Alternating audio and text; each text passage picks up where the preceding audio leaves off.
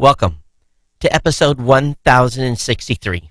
It's Monday, September 28th. This show is sponsored in part by GoDaddy.com and listeners just like you.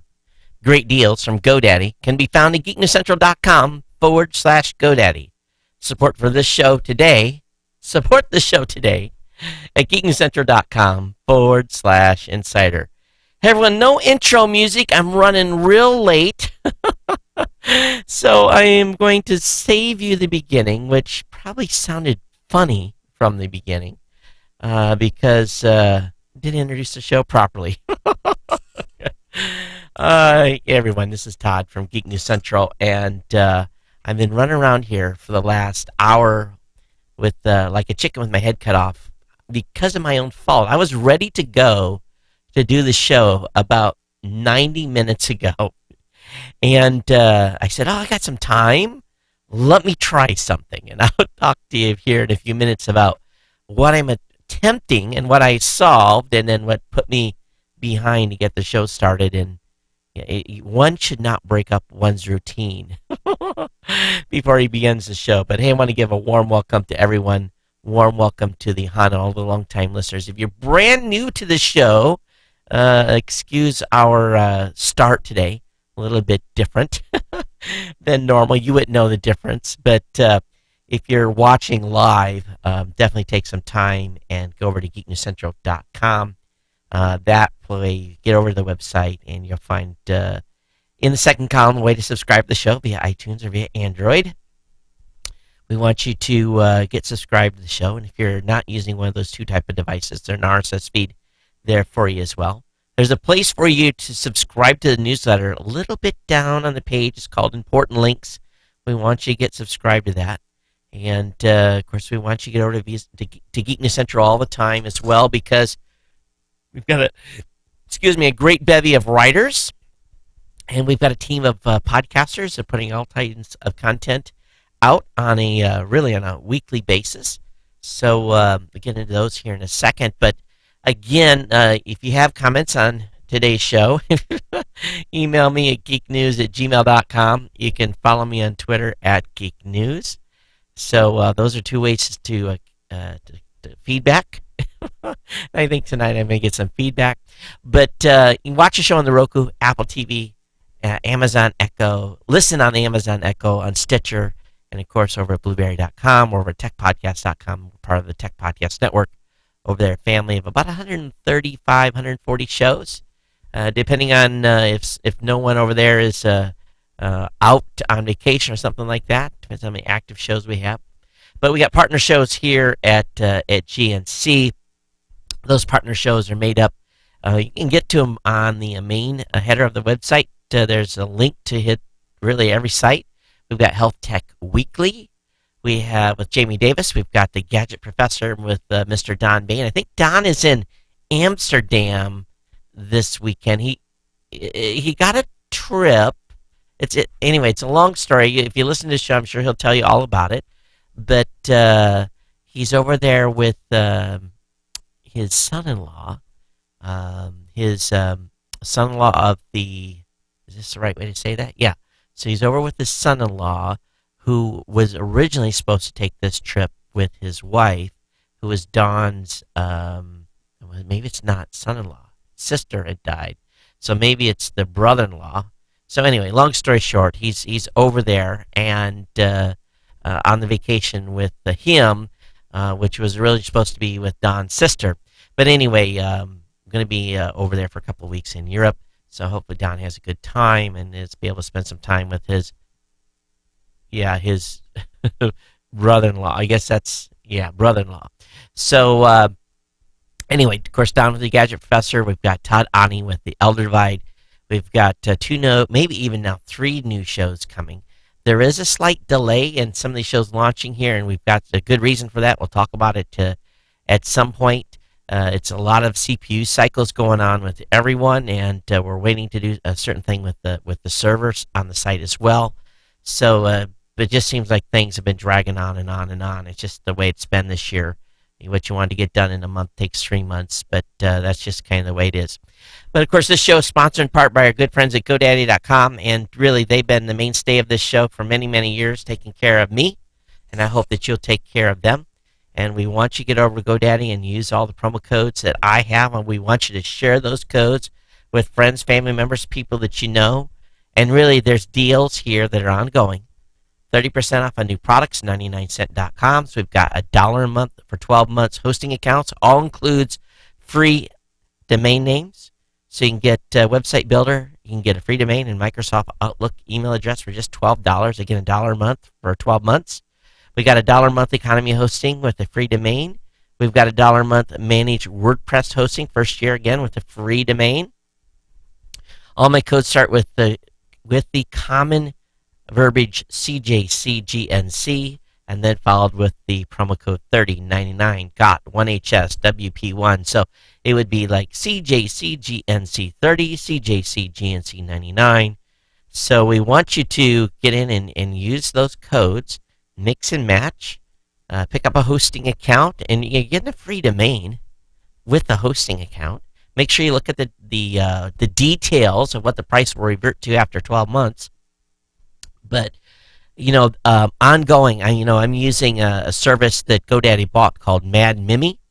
It's a service that I use for my business part, not the podcast part of my business, but it doesn't make sense. Okay, so Geek News Central is owned by my wife and I, and then of course Raw Voice and Blueberry is owned by the team that I started the company with, the 5 of us together, and we use Mad Mimi as one of their email products that GoDaddy owns, that they acquired, and really pleased with that emailing service. So just a very full breadth of product lines at GoDaddy. So definitely just don't think about domain names or hosting accounts. They've got SSL certificates. I don't have any promo codes currently with an SSL certificate. Try that 30% off discount code, see if that'll work with it.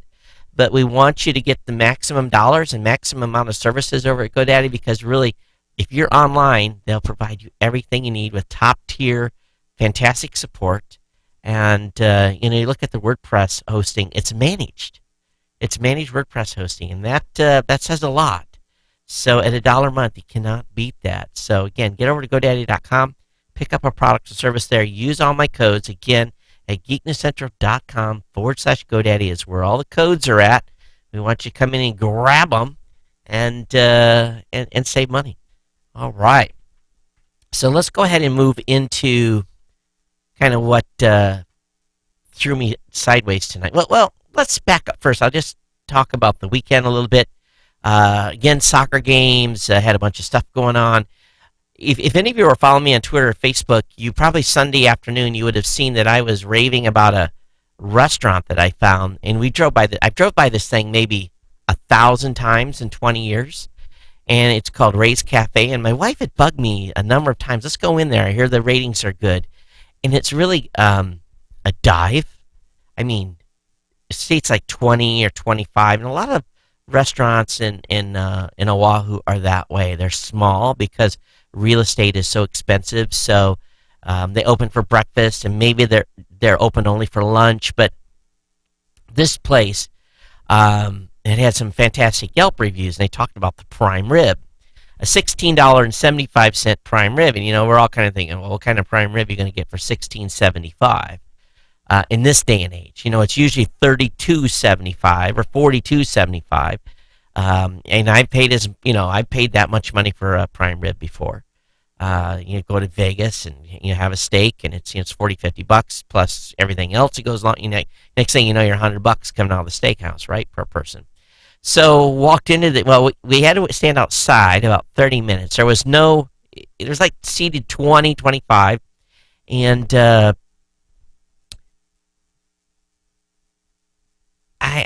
I'm still having this doubt in my back of my mind, but I mean, everyone is in there slamming the grinds. They're just going to town. So we get, after about 30 minutes, we get a seat, we get in, sit down, and Ray came out, the owner, and took our order. There's no menus. You order off the wall, and I ordered the prime rib, and I got the last piece of the day. That was the last thing, thinking, oh man, I'm getting the last piece of prime rib. This can't be good. Now, let me tell you something, ladies and gentlemen. I've ate prime rib all over the country, and I'm kind of a eh, food snob when it comes to it. That was the best prime rib I think I have had in 20 years. It was awesome. My son and my two sons ordered something different. My wife's kind of trying to lose some weight right now, even though she doesn't need to. Um, so she kind of picked off our plates a little bit. But I got out of there for like $35 total, three entrees. There was no cocktails, water. Awesome meal. And you have to kind of go in the back to pay, and you're real close to where they're cooking. And I told Ray, I said, I'll be back. I said, how did I miss this place for 20 years? But anyway, it was incredible. Couldn't believe it. So that's kind of what's happening. But what kind of led to tonight's kind of crazy start was I'm prepping for International Podcast Day. And I was expecting to get a stream location, standard like we do here, something on YouTube, or, didn't quite know exactly how they were going to tie 30 of us together over this 30 hours that this live broadcast is going to go on. And they sent me instructions that I have to connect with a certain Blab channel. And I'm like, oh my God. And I haven't used Periscope. I haven't used Blab. So I was really kind of like, how do you do this? The first thing I did is I loaded up my browser and, yep, it's tied to my webcam. And I'm like, I don't want to use my webcam to, on International Podcast Day to talk to who knows how many people. I got this beautiful studio here, and I'm going to be using my webcam, and I won't be able to use my microphone. And I was just like, oh, this just sucks to know nobody's business. And I was kind of grumbling a little bit. And I emailed the coordinator, and I said, how are you guys? I couldn't get the TriCaster to connect to it. And he says, well, heard a lot of people are using Wirecast to be able to connect. And I have a license to Wirecast. I actually have the current license. And I've basically booted up the Mac I haven't had to use it in 6 months, updated the software, and dinked around for about an hour. And looked at the time, and it was like 3 minutes to showtime. And had gotten it to work, and that's why I was late getting started. But anyway, that's long story short. But anyway, on Wednesday, I believe I start at 7 p.m. Hawaiian Standard Time. I'm still double checking the time changes to do an hour. And I've worked on my agenda because it's going to be me for a monologue for 60 minutes, which will not be a problem. So if you want to tune in Wednesday, I'll have some link, and I have something live on the Geek News Central website on the top of the page stuck that will basically have the live or the instructions on how to get to it. I don't think I can embed it on the website, but that's what's going to happen there. So International Podcast Day this Wednesday. I look forward to bringing you an hour. Chris will be with you on Thursday for a normal show as well. Hey, don't forget you can go over to cafepress.com/Ohana Store, cafepress.com/Ohana Store to pick up some Ohana gear, pick up a mug, pick up a t-shirt, pick up a pen, pad, a hat, whatever it may be you fancy. Is supporting the show here over at the Ohana Store at cafepress.com/Ohana Store. Also, I have cleared everything. Everything is shipped that was supposed to have been shipped. It's all gone. If I owed people stuff, everything is out. I took a pile of stuff Friday to the post office, to UPS. So I'm good for a little while. But anyway, that if I owed you something and you don't get it in the next couple of days, email me. and Sam Cerveni, you'll be happy to know that if you haven't maybe you're not reason you haven't emailed me in a little while, but everything's gone. So I'm caught up. I'm even. All right. Okay. I think that's it for stuff. Let's get into the tech tonight. I got a lot of tech to talk to you. Some awesome stuff, really. And we'll get that busted out here. So let me look and make sure everything looks good. All right, so we'll bring this up. And the first topic today is there's water on Mars. So it's has a high salinity content, but they made an announcement today that they have evidence that during certain times of the Martian year that there is water that is showing flowing on the surface. And this is exciting. And that they have been able to really, at this point, confirm that there are seasonal, dark, finger-shaped markings on the Martian slopes that look an awful like liquid flowing downhill to create wet sand or soil. And they said this is a smoking gun. This is as good as we're going to get with the current technology. And of course, that technology is the Mars Reconnaissance Orbiter, which has been circling and surveying the planet for nearly a decade. And, this is really, I think we all kind of knew this already. It had been, rumored. But, some of the stuff that they showed, and let me see if I can bring up a picture here for you. And those of you that are watching, this is an article that's over on CNET. Of course, NASA had a bunch of stuff too that was up. And let me bring this over, and let's drop that. And basically, they're showing what they are calling wet streaks that are a few hundred meters long. They've got some videos, some animations of the change that they're seeing over time with with different markings and so forth. But really, where some of the biggest evidence has come is in some of the infrared stuff that they've seen and the different looks. And let's see if I can. So if you can see that, you can see the coloring changes, and you can just by looking, those of you that are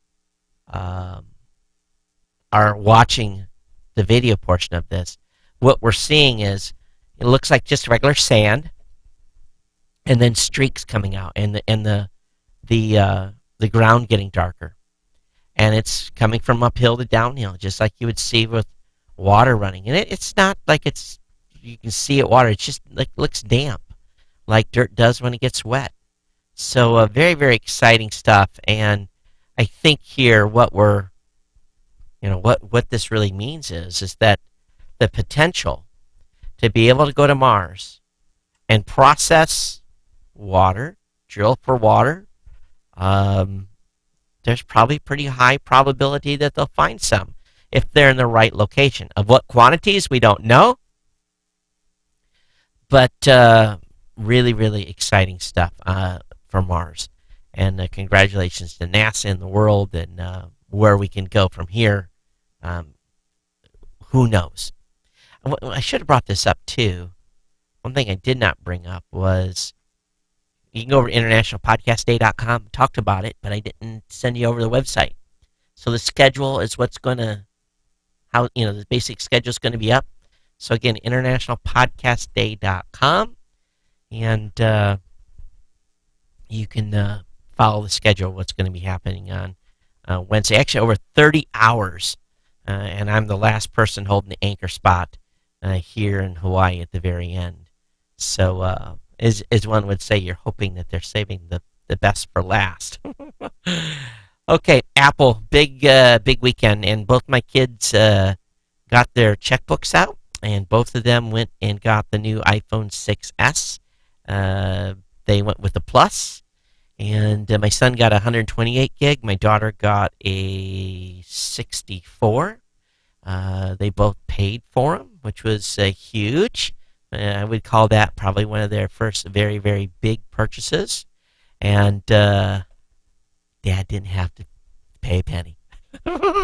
That, my friends, is what one strives for. And they actually owed some money on their old phones. And part of my deal was with them is okay, if you're going to go out there, I'm going to sell these other two phones immediately, and take what the difference and pay down the other phones, and then you're going to owe me if I don't make enough money on them. So they're a little nervous that they may owe me a little bit of money before it's all over. But we were in the Apple store. My son, I didn't even know it, had made an appointment to go in. I think I knew it Thursday when I talked to you guys last. But we were in Friday night in the Apple store. I went in with them just in case I had to do any kind of a credit check or something like that. Didn't. Just they had to buy the phones and transfer from one phone to the other, and that went smooth. And by the time we got to the car, they were all like oohing and on. So I've got now in the house, I've got 3 iPhones, 1 Android.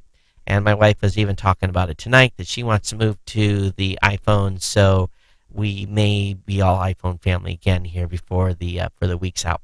But huge, huge sales. They sold more than 13 million new iPhone 6s's and iPhone 6 Pluses. This is a new record just 3 days after launch.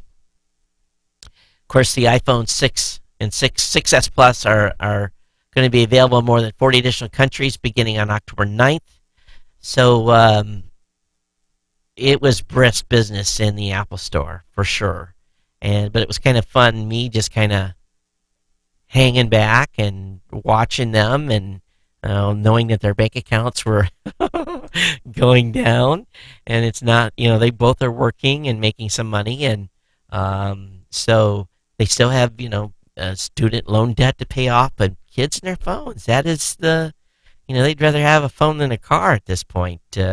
So pretty crazy to me. But anyway, both of them are on 6S, and I haven't even got to touch them yet. The novelty hasn't wore off. I'll wait a week and then say, "Can I play with your 6S?" And I'll play with it for a little while and get a feel for it. And for those of you that haven't picked one up, give you some feedback. Okay, this is a new product announcement that Google has made that I'm sure some of you are going to be like, "Oh no." But Google's going to let companies target advertising if they have your email address. So Google will soon let advertisers tap into the most lucrative types of ad targeting email addresses. The search giant is rolling out a new tool called Customer Match, which lets advertisers use a list of email addresses to target specific users across Google services. To be targeted through this technique, you only need to be logged into your Google account and have given your email address to the retailer, perhaps by buying something from their website or giving it out to sign up for a loyalty program.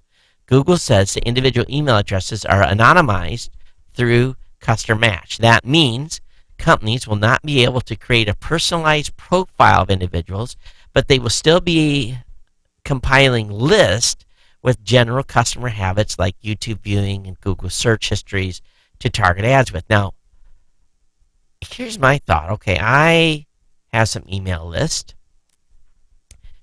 If I enter that into Google, and does that mean if I buy advertising, I buy directly against that email list? That's, to me, is a pretty compelling offering. But as a consumer, I'm going, I don't know about this. Now, Macy's, Sears, any place we've dropped our email address, or if the company goes and buys a list, they're going to be able to really target me. I would think, based upon my previous buying history, right? I look at all the stuff we buy from Amazon, and I make my kids, they have their own credit cards. I think I talked about this in the last show. They have their credit card accounts in the Amazon account, in the Prime account. So when they buy something, they charge it against their debit card, or basically that's how we make sure that I'm not paying for kid stuff off Amazon. So they really wouldn't. Will they be able to target? I guess they'll be able to target me, but some of those purchases were made by my daughter. That's not in the demographic they're probably trying to reach. But it is an interesting move by Google in allowing companies to target ads using your email address. I bet you it's going to be a very popular product, and I bet you a lot of us are going to start seeing ads that we know are being targeted at us because of that. Well, Taco Bell. Let's just admit it. Many of us hit Taco Bell once in a while. We have to. What's going on here? Oh, that's disgusting. I need a paper towel, and I don't have one in here. But anyway, Taco Bell is offering online ordering. So if you get a hankering for Taco Bell and you can't bring yourself to wait the 3.5 minute takes to slop through your order already, the fast food franchise chain recently debated a new faster way to order your chalupas. Not your mobile phone, the internet. The online menu is at ta.co or tacobell.com/food. Simply click on the food and drinks you want. Customize each item with everything from black beans and guacamole on your nacho cheese, Doritos Local Taco Supreme. Once you finalize your order, the system will direct you to the nearest participating Taco Bell for pickup. So they're not going to deliver, but you can order your. Why don't you just go through the drive-through? But they say this is for a custom order. I haven't tried it. Some folks have, but if you like eating Taco Bell, every time I eat there, it makes my stomach grumble. Although sometimes it's better than a burger, maybe not health-wise, but yeah, here in Hawaii we don't have a lot of. I don't even want to quantify Taco Bell as Mexican food because that's an insult. But we have very limited Mexican type offerings, so Taco Bell sometimes is it for us, or we just make stuff here at the house. But it is handy to hit the drive-thru once in a while. But now you can order online. Data today is really where it's at. Everything is data-driven. Data-driven, so much that they're profiling us, they're building information. We're fighting it by using ad blockers and doing everything we can to try to hide from the man, right? Well, data is being used in investments in a big way to invest and figure out what's happening with a company. Now, hedge firms, and that's almost a four-letter word for most people these days, but hedge firms use companies to go out and do research to determine, for example, what games are selling, or if there's something going on in a specific country, they use feet on the ground to go verify that something has actually happened that may be indicative of some things that they'd want to watch out for and get information on as they were making stock analysis, purchases or sells, right? So there's a new company who just scored $50 million. A company called Premise got a $50 million venture capital round from some of the heaviest hitting VCs, including Anderson Horowitz, Google Ventures. What Premises has done, they built the world's largest channel check by building a technology stack to connect 25,000 people around the world to request. Basically, institutions can request of these 25,000 people to do some small field research. These people, largely outside the United States, earn small amounts of money for doing this research. Now, how would this work? If the World Bank wants to understand the true impact of food rationing in Venezuela, they might turn to Premise and pose some questions. Premise then beams the request out to its on-demand team in Venezuela. On the ground, those team members will go to the nearby grocery stores, snap pictures, and answer questions. They then send the data back to Premise, which applies machine learning algorithms and other big data prowess to convert the raw data into real insights. So it got to me thinking just a little bit. And if this isn't already available, it has to be. Why don't, these are hedge funds that have these army, this 25, they basically can pay Premise to go out and do this research. But why can't you and I have some sort of an app that would crowdsource information like, what do your 5 friends say about this? And you know, if everyone, if a group, if a large enough people in that app base participated, where everyone would get that survey data back, the information back, we could almost data mine our own information on stuff. And it could be used for the group that use the apps to make investments or to form opinions. There's got to be a way that this data platform idea that this company called Premises come up with could be done for just the common Joe. You know, where we wouldn't have to pay someone. It'd be like, you know, everyone has a specific interest. Let's say, you know, we were all geeks here, right? And each one of you have a connected app, and you've got a question on what's the hottest selling, or what's the best frying pan, or what's the hottest game right now on the Xbox, and you know, just those types of questions, and answered by the community, we could really come up with some cool stuff, some cool data points. And just, you know, I kind of thought about this after reading this article today on the Huffington Post talking about this. We could do our own channel checks. We could, you know, we could determine what's really happening in space. I can't believe someone has not made something like this already. If any of you know of any app that's like that, let me know, because I think it'd be a cool way for the Ohana here to kind of, instead of doing polls on the website, it'd be kind of cool to have us all grouped together and be able to do a poll via the app, right? There's got to be an app for that already. It's got to be. We got to be able to data mine stuff on our own as a community. I think that'd be a lot of fun. But anyway, this company's got $50 million to pay 25,000 people to walk around and giving them, you know, they pay them a little bit of money to go do this research, and then bring that data back, and companies can make decisions on that. So I just thought this was interesting, and I'd love to hear you guys' thoughts on what we could do as a community, as a geek community here at Geek News Central, to do some of the kind of same stuff. I don't want to run polls on the website. I just don't think that's effective. I want to be able to have it so we're all easy, and that we get a push notification. Like and we'd have to have obviously some people that would be the gatekeepers for the questions that we would ask each other. But I think it'd be kind of cool to have some way to do that, and you know, do a flash poll, you know, over the next hour, respond to this, and we could get an idea what the audience and what the Ohana's thinking.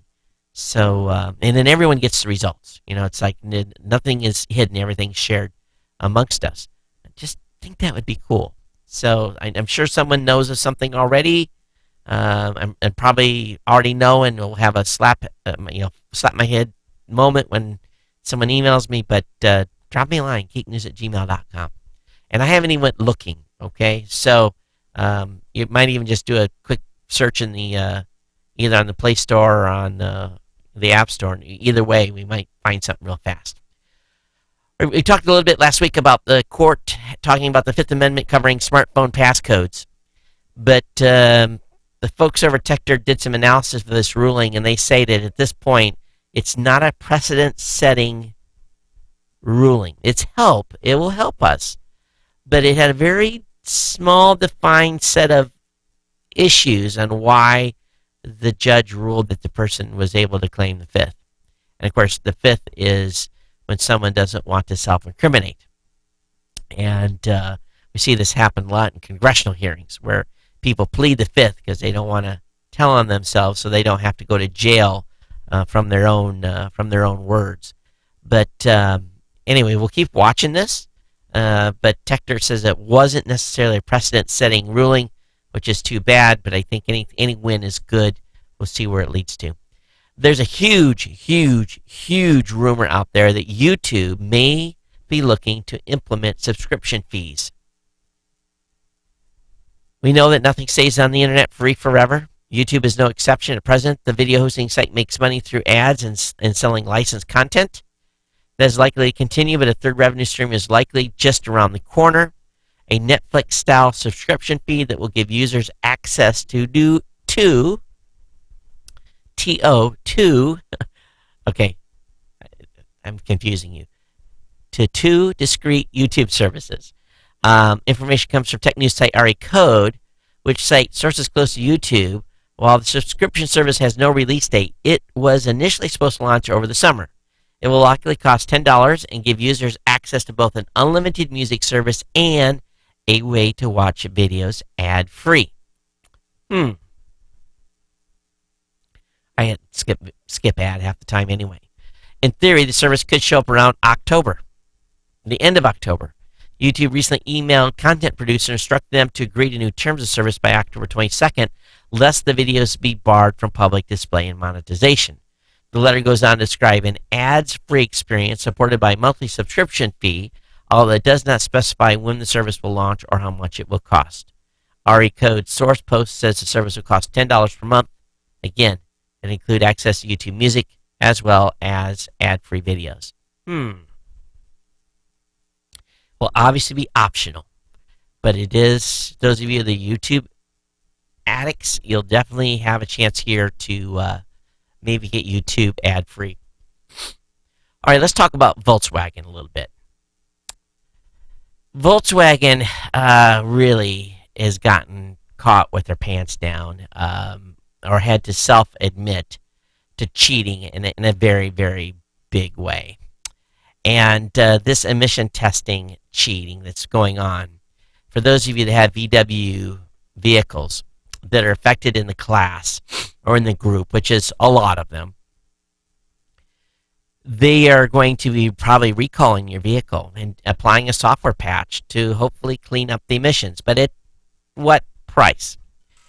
Your vehicle that you had may not have the performance that it used to have. It may be a little bit leaner. You may step on the gas pedal and it may not go as fast or accelerate as fast as it used to. And VW's lies are even extending into potentially other automakers. Audi has already said 2.1 million cars cheated emissions tests as well.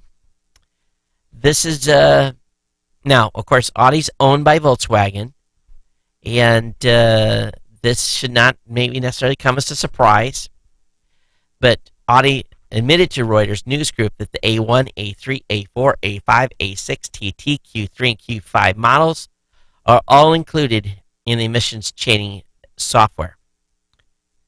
Now, this is big. That Audi's also being wrapped up. There is some rumor that maybe some other manufacturers may be getting caught up in this as well. Somehow they were able to detect when a vehicle is underneath an emissions test to be able to change the way the car run to pass the emissions test. And it was automated. The software flipped on its own. So it tells a high level of intelligence from a software package to be able to determine, when it needs to not be as nasty out of the tailpipe. So this is going to go on for a while. And the VW scandal kind of highlights another thing too. EPA has had opposition to vehicle software tinkering. Folks that, some of the folks that are really smart on cars, they're really not affected by this because they can kind of get in and tweak anyway. But there is a lot of folks that would like to be able to, play with the software on these vehicles and get all the access to all the codes and everything else to kind of, have a way to work on them, and etc. So the EPA now is really coming out and saying, no, we don't want the public to be able to get access to tinker with the code in the in-vehicle software because they may make the cars smoke more, make them have more performance, and not be in compliance with the EPA emission standards. So that fight is going to kind of rage over the next couple of months as well, as the U.S. Copyright Office is expected to rule in the coming months on the proposed vehicle software exemptions. So this comes up every couple of years, and we haven't had one go our way yet, but we'll see if it happens this year. But VW and, of course, Audi, shame, for trying to cheat.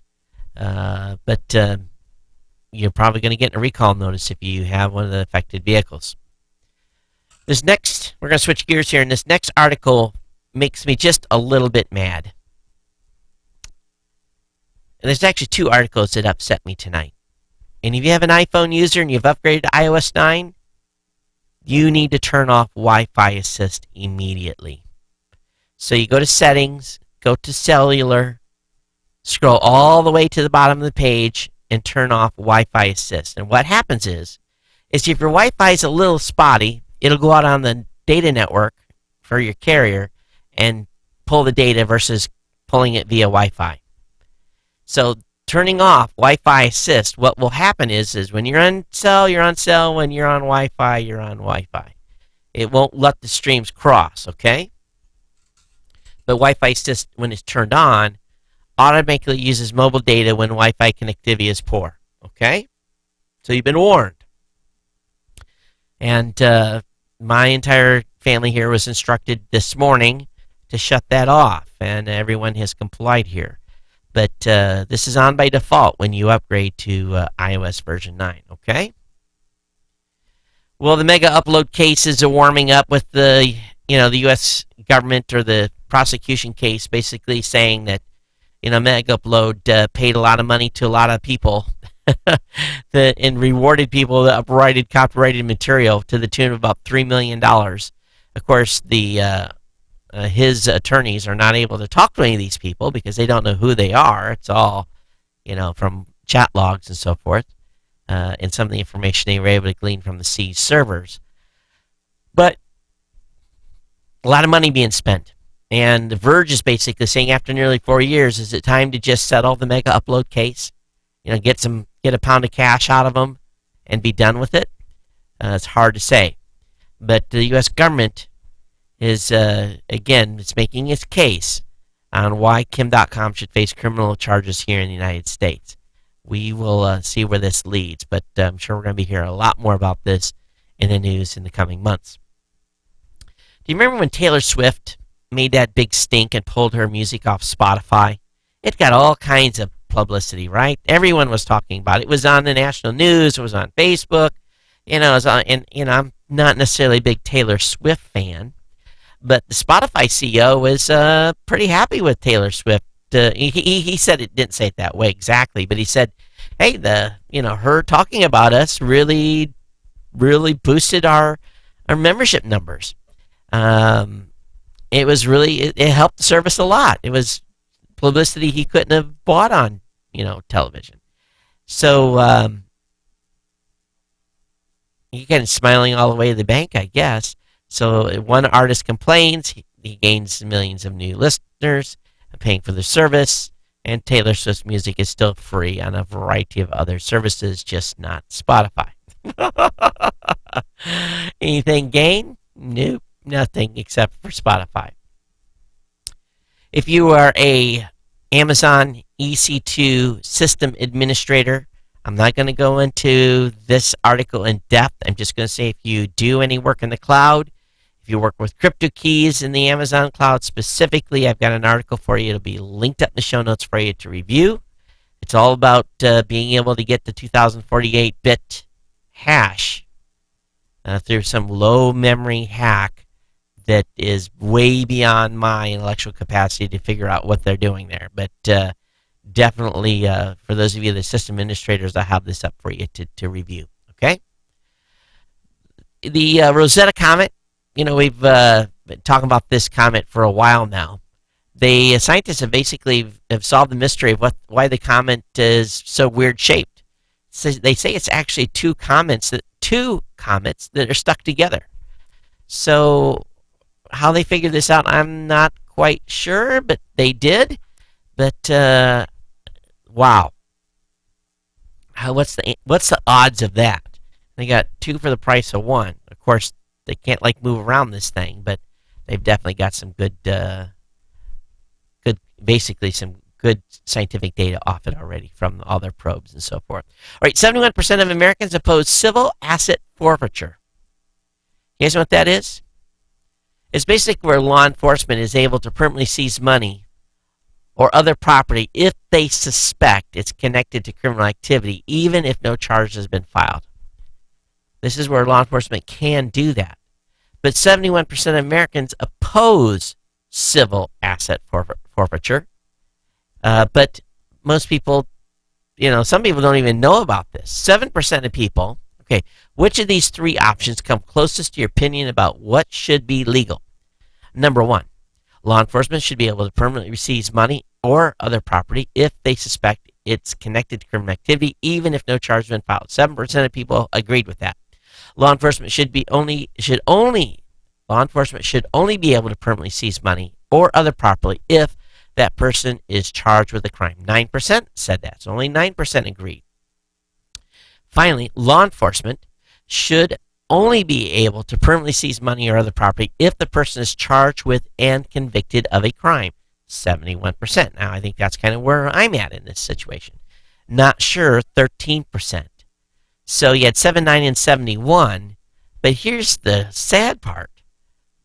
28%, only 28% of the respondents had actually ever heard of civil asset forfeiture. 72% had not. So it just tells you people don't know, that don't even know about this. And this is why the programs have run in challenge for so long, for so many years. And not only does law enforcement do this, the IRS does it, and a variety of other folks do. They seize assets and money. You're not even convicted. They just assume, and they take it, and you have to prove yourself innocent. So anyway, there's a number of legislative attempts across the country that are basically trying to up the bar on this type of forfeiture. So you definitely want to pay attention to what's going on, especially those of you in Virginia. They're trying to add some provisions to seize more stuff, so just be aware of that, okay? So keep aware, and when you hear about it, tell your congressman what you think about it. All right, there's a new Raspberry Pi.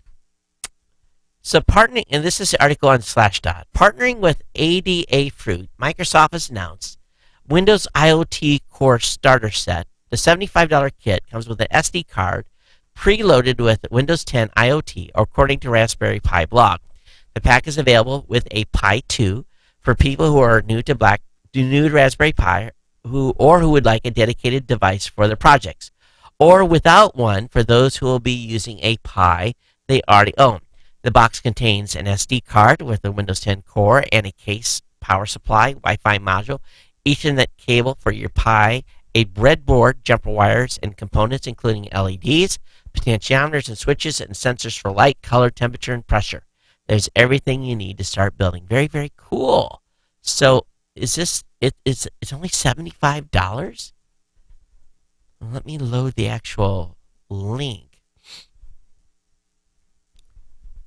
Yeah, only $75. That's awesome. Totally, totally awesome. So you can pick up a Windows 10 version, $75 with a Pi 2. Let me load the page. There's the kit. Awesome stuff. Very, very, very, very cool. Okay. Next up in the stack. A judge has told the Customs and Border Patrol that it certainly can be sued for its Freedom of Information Act response foot dragging. Apparently, Customs and Border Patrol has been very naughty, and they have tens of thousands of Freedom of Information Act requests that just haven't even been responded to. The agency improperly closed 11,000 requests. There was 12,000 requests that were stashed in boxes and forgotten, never making their way into the CBP's FOIA response system. So they've got a class action lawsuit against them by 10 Jane Does, and they're going to be going after, and some of these are illegal immigrants. So they're going after this data. They want it, and if they're not, they're going to get some money out of CPB for dragging their feet. I don't know exactly how that works from a penalty standpoint, or who actually gets in trouble over that at the government side. But this could make for a page turner before it's all over. All right, another article that I'm not happy about. And I heard about this, it just, almost made my blood boil. It's over in PC World. Verizon, AT&T, Qualcomm, and others have formed a coalition to promote systems for using LTE in the same band as Wi-Fi. Those companies are among founding members of a group called Evolve, an organization that says it will bring the case for unlicensed LTE to the public. In other words, sales job. Qualcomm and Alcatel-Lucent are also on board, along with both major trade groups represented the U.S. carriers.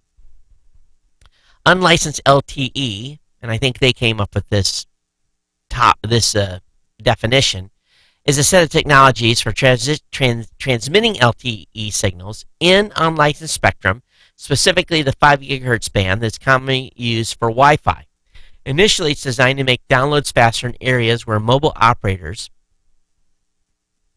licensed spectrum is enough to serve all subscribers. Once phones are equipped for it, the system should be invisible to users. Google and some cable operators and the Wi-Fi Alliance have said unlicensed LTE could effectively squeeze Wi-Fi networks out of the band, which is where most channels available to Wi-Fi are found. The way the new system monitors and chooses radio channels would be unfair to Wi-Fi, the critics say. So the FCC has looked into the debate with a call for public comments.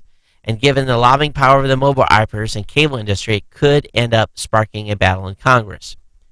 Evolve says it will use speaking engagements, consumer education, and dialogue with policymakers to promote the benefits of this new technology in unlicensed spectrum. That spectrum is open to any technology as long as it shares the frequencies fairly, which the backers say unlicensed LTE does, except they're going to jam it down our throats.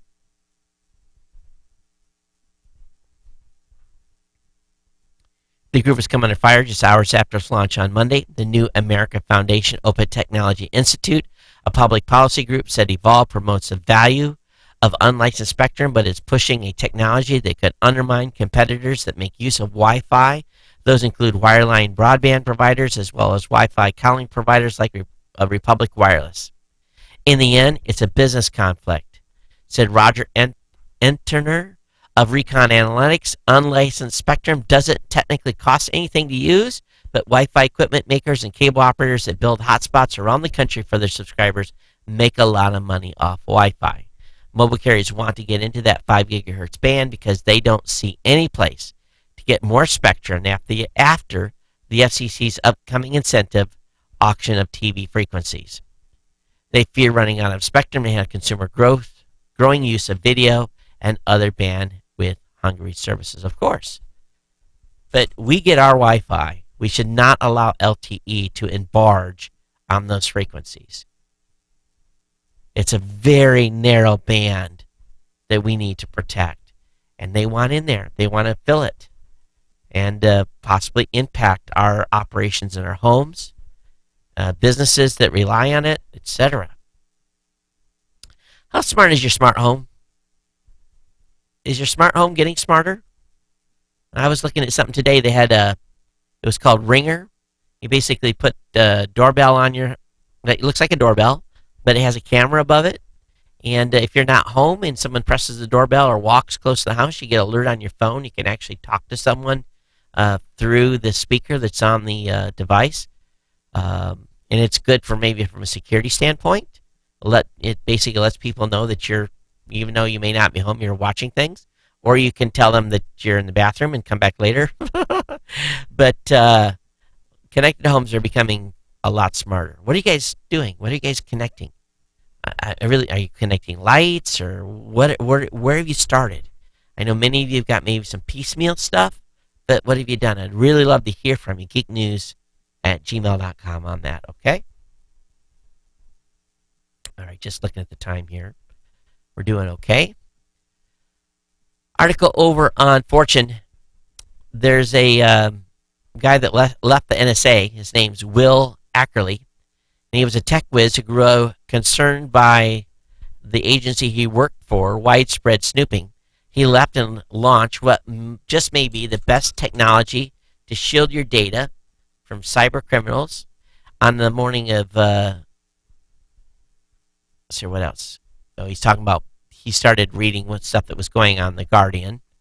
And let's see what has he developed.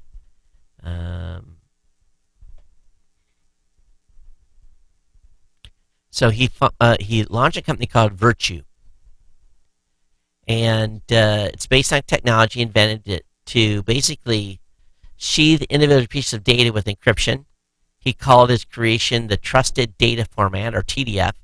It makes it dramatically harder for anyone, a private hacker, a foreign state, or one's own government, to pilfer what users want to protect.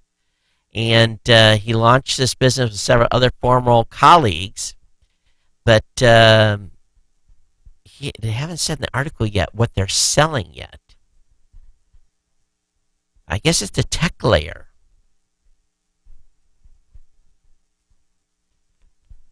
Yeah, he's got a tech layer you can put into software, but pretty long article. Sometimes these articles go on for like 5 days, and they really don't tell exactly what everything does. I was drawn in because of where this guy used to work and the business he started. But anyway, this is a 20-minute read based on how far I've scrolled down in the page. But I have the link up in the show notes. But if you want to look at their company directly, again, it's Virtue, Virtru, okay, without the E, Virtru, and it's definitely virtue.com. It's going to load it here. Might as well probably tell on the website exactly what they're selling. Instant email and FTP protection, or file protection, encrypt an email or file before sending, manage your seizure information. So it must tie into current email clients. I'll have the link up in the show notes. If you're a PayPal user or PayPal merchant, PayPal has a new card reader with support for EMV, Apple Pay, and Android Pay. Of course, Samsung Pay just launched as well. It's being rumored that Google Music is going to have a family plan starting tomorrow. So that is a big rumor. And 2 new Nexus smartphones as well. We've got some information that's been leaked on those. Of course, I did say already that Samsung Pay is finally live in the United States. Love to hear if you're using it. But going back to the Nexus phones, they're saying that the Nexus 5X said to start at $379, possibly for the base 16 gig model. I expect a slight premium for the 32 gig. It'll be available in carbon, blue, ice blue, and quartz colors only through Google's online store in the UK, US, Korea, Japan, and Ireland. Canada is off the list for some reason. Huawei is making a high-end Nexus smartphone this time around. Its Nexus 6P is said to cost $499 for the 32 gig model with premiums at $64 and $128. But tomorrow will be the big announcement on that. So if you're a Nexus user, be aware. I wonder if they're going to come out with any new tablets as well. All right, over on VentureBeat, Facebook has now gone down 3 times this month. I don't know if you noticed it this morning. Someone was texting me about it, and I'm like, I don't care if Facebook's down, but apparently it went down for about 30 minutes. So this is the 3rd time this month. So the world is falling whenever Facebook goes belly up. Lots of politics this weekend over the ICANN meeting. The ICANN chair plays chicken with the internet control and is basically holding the shift. He's implying that the ICANN board is implying they would rather stay under government power than accept key recommendations from the Internet Alliance, or the group that is basically the outsiders, saying that there needs to be an overseer to the ICANN. There needs to be someone with some veto power that's part of the Internet community. They don't want to do that, and it appears these 2 days of meetings kind of came to an impasse. The 2-day meetings was intended to bring together the Internet Community Working Group that has really made a series of recommendations of how the board would be operated. And the board is protecting their own. They don't want to do what the Internet community wants. And they're actually saying at this point that the board does not support the single-member model. We are unifying and wanting to work with the community. This is what the Internet Group said. The board does not support the single member model. We are unified in wanting to work with the community to find practical solutions to achieve the additional levels of accountability sought by the community, including the ability to remove board members and the whole board, requiring community approval through a bylaws change, and requiring the board to work with the community to reach consensus on strategic plans, operating plans, and budgets. But no, no, no, no. The board does not want this. But they're saying, hey, we just won't do the flip if we can't have our way. And they're threatening it. So this could get nastier before it's all over. Now, to add throw a wrench into the whole monkey works, the Senator Ted Cruz, has questioned whether the administration has a legal right to transfer the control of the Internet Key's technical functions outside the U.S. government. In a letter to the Government Accountability Office, Chair of the Senate Committee on Judiciary Charles Grassley, Chair of the House Committee on Judiciary Bob Gaudati, and Congressman Darrell Issa and Cruz have asked the powerful government regulatory to decide on the legal status of the Internet root zone file. The politicians note that the file, which acts as the global Internet's main address book, is designated a national IT asset by the federal government, and he argues that its creation was funded by the American taxpayer and coordinated by the Department of Defense, which is all true. Domain name overlord ICANN and its IANA body are in charge of the root zone file under contract from the U.S. Government Department of Congress, and as we all know, the contract's coming to an end. Now, what Senator Cruz and the rest would like, they're asking, would the termination of the U.S. government's contract with ICANN cause government property of any kind to be transferred to ICANN? Is the authoritative root zone file or other related or similar materials information United States government property? And number 3, if so, does the U.S. government have the authority to transfer the root zone file or other related materials or information to a non-federal entity? Ooh, hoo, hoo. It's getting warmed up. This may not happen before it's all over. Wow. Wow, wow, wow, wow. In the 9th hour here, it's coming apart at the seams. What appears in China, 650,000 unique IPs, or 650,000 Chinese smartphones, have unknowingly, wink, wink, wink, participated in a massive denial of service attack where this particular attack managed to overwhelm an unnamed web server, elevate for a very short time, at least according to folks at Cloudflare. This particular attack saw 4.5 billion separate data requests occur within a single day, where it made use of a browser HTTP flood. This is a method tried on smaller scales prior, but never replicated with so many hits. But again, it was 650,000 Chinese cell phones that were involved in the denial of service attack. Think they got a problem? I would think so too. Another article over on CNET. Forget blades, the Scarp. You've heard it here first. The Scarp razor wants you to shave with lasers. Again, let me read this. The Scarp razor wants you to shave with lasers. Now, they've got a Kickstarter campaign going on. The team building the future shaving is trying to help make their design a reality, and it's already made more than 4 times its goal and pledges with 20 days remaining.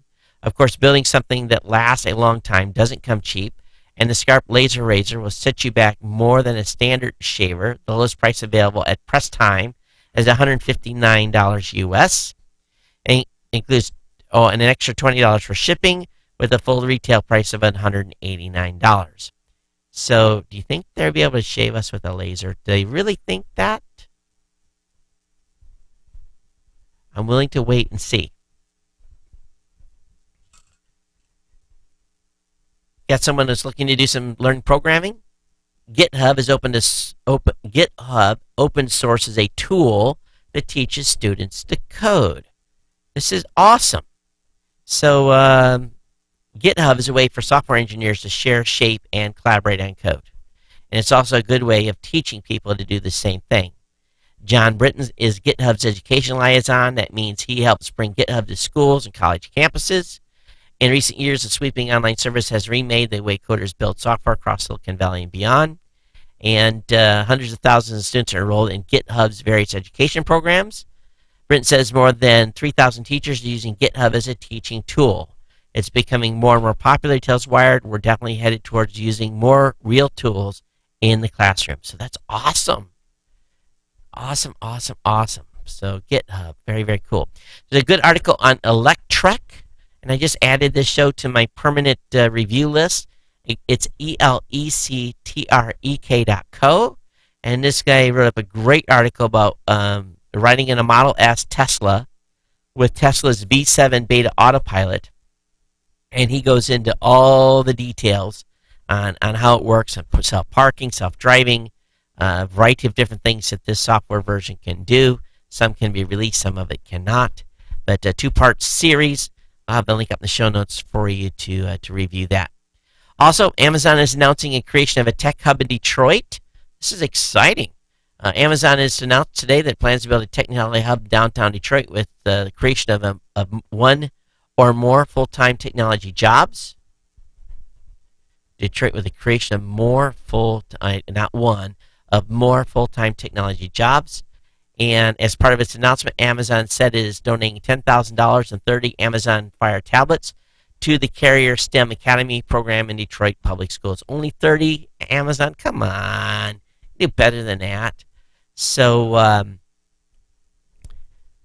they're going to expand, and I don't exactly understand what they're going to be doing there, but they're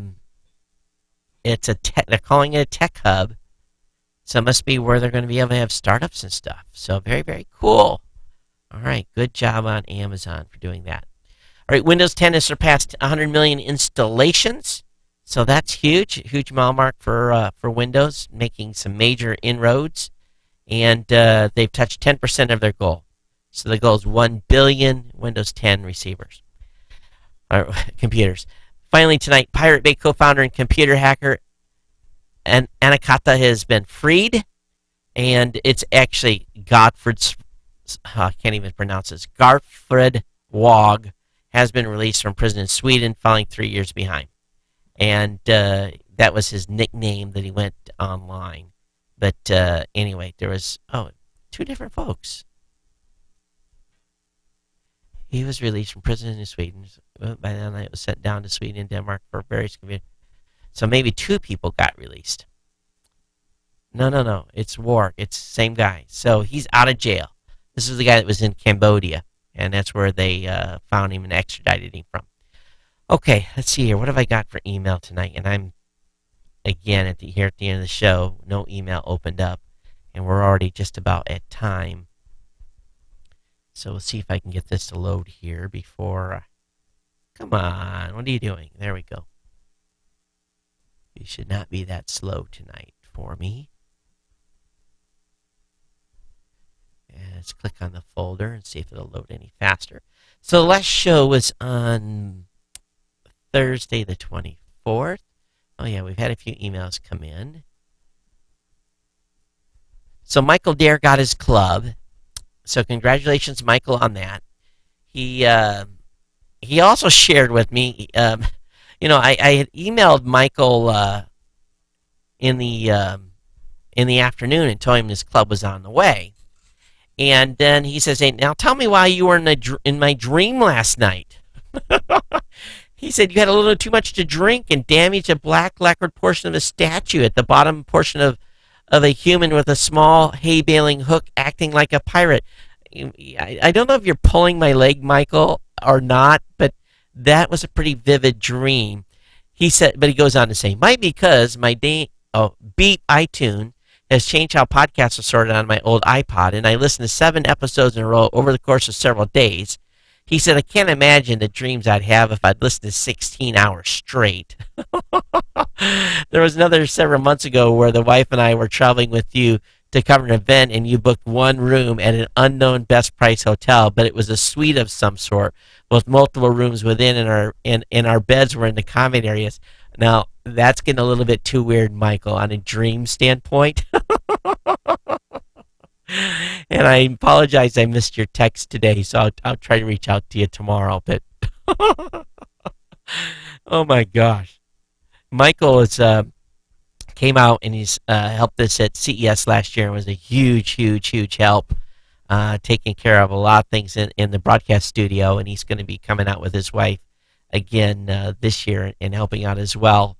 So Mike's a lot of fun, and I look forward to meeting Andrea. I didn't get to meet her last year, so that's his wife. But crazy dreams, my friend. What have you been drinking before you go to bed? All right, that's gonna wrap things up here for tonight. Hey, big thanks to everyone, and thanks for being part of the Ohana. Thanks for being those of you that are helping out the show as being insider. A big, huge shout out and love given to the Ohana at large. Thanks for being part of the family here and being my geek friend. Many of us, we talked about this, the last couple of shows that us geeks have to hang out together and stay together, right?